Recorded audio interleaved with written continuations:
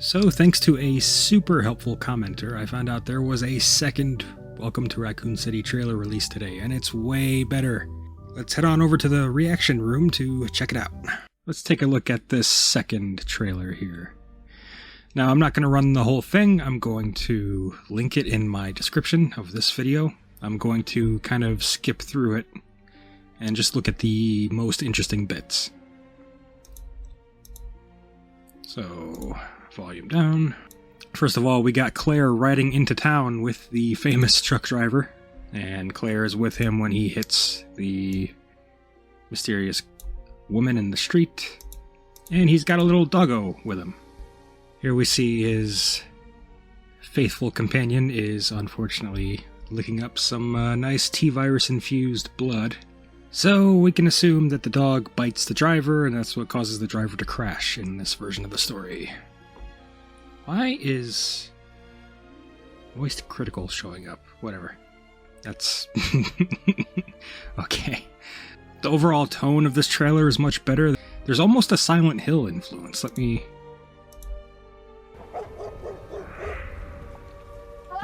The air raid sirens are always gonna remind me of Silent Hill.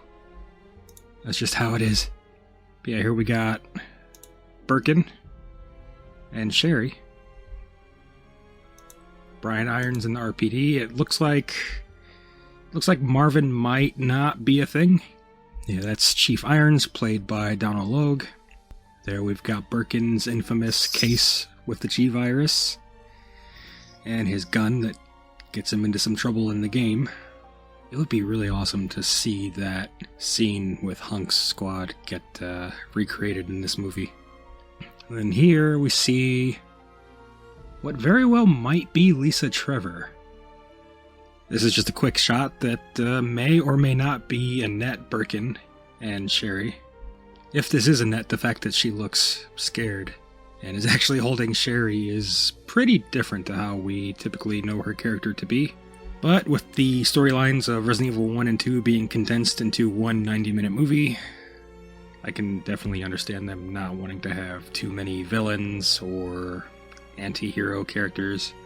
So she might just be a more typical wife and mother this time around, which is kind of a tragedy because that character, for as short of a time as she's around, she's fairly complex. But as with everything, it depends on the execution. This shot here we saw in the initial trailer, but Irons seems to run into a little bit of trouble in the parking garage, which we all have at one point or another. Haha, doggo.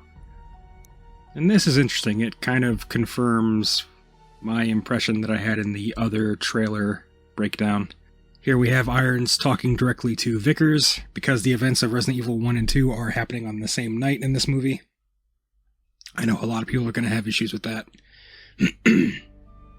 But it appears as if the helicopter crashing into the Spencer mansion is going to be Brad's helicopter, unfortunately. As we have here, he's kind of chilling out, zombie, and zombie got him, and then we immediately see the helicopter crashing, so I'm assuming he's sitting there chilling, zombie attacks, he takes off in flight, gets bitten, ends up turning in midair, turning into a zombie in midair, and then crashes right into the house. The liquor looks honestly terrifying. That's the best creature I've seen so far. This, I have to speculate, is Hunk's team, which they're looking pretty cool. Ah, okay, this is a little bit of a sticking point for me. Let's go back for just a second. Umbrella is gonna destroy this place. So that was Wesker. First of all, appearing injured and concerned, and seemingly concerned that something bad is going to happen to Raccoon City.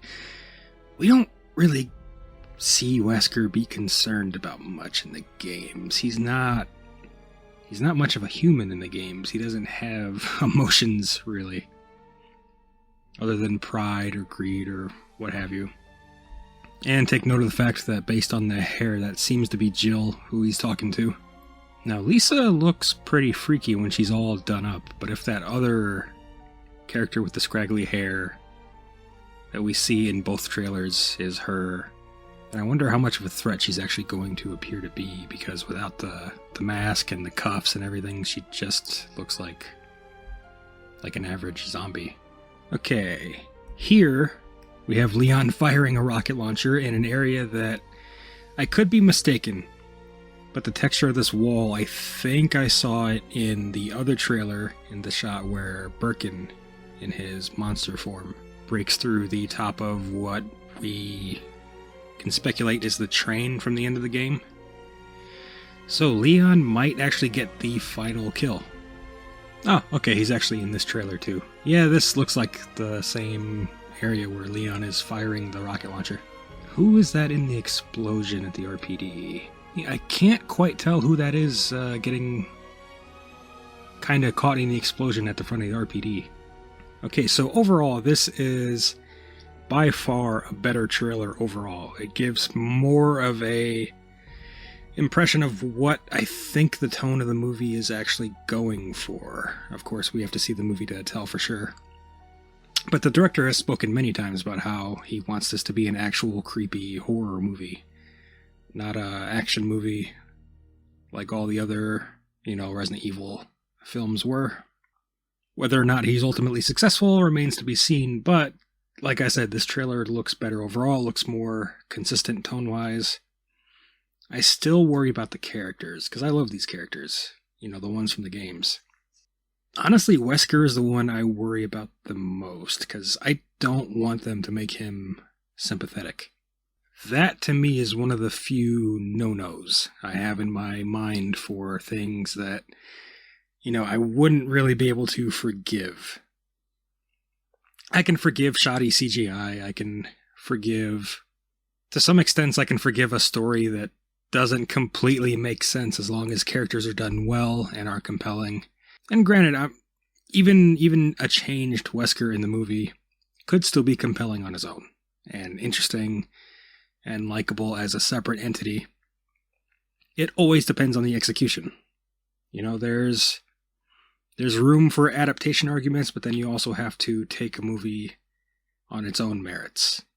There's almost two mindsets to approach things like this from. But I personally don't want to see a sympathetic Wesker.